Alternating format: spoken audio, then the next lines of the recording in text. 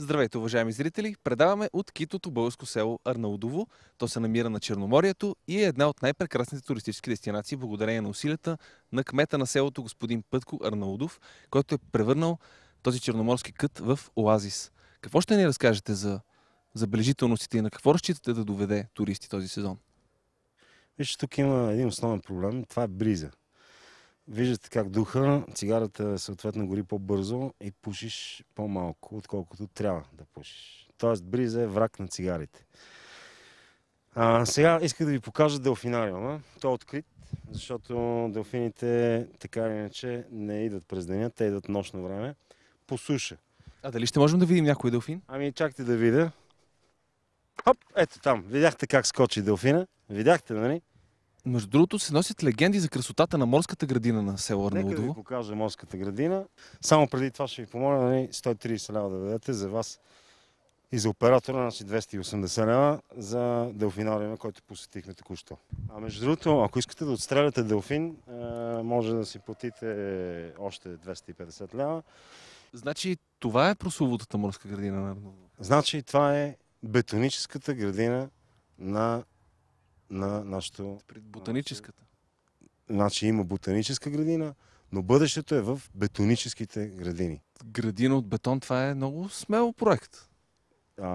Значи, в моята община правим изключително и само смели проекти.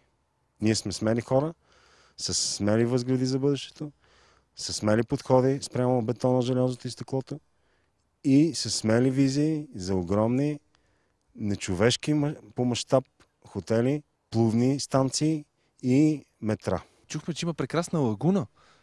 Лагуната е точно отсреща.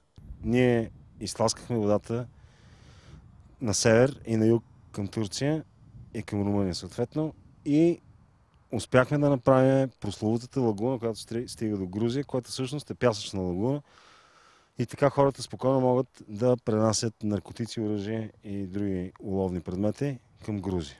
Как финансирате проектите си?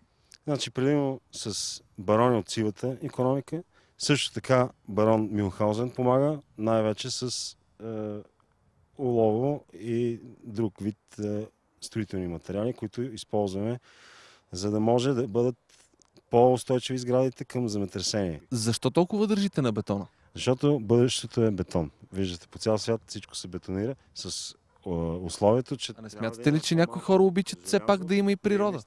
Бетона ще издържи.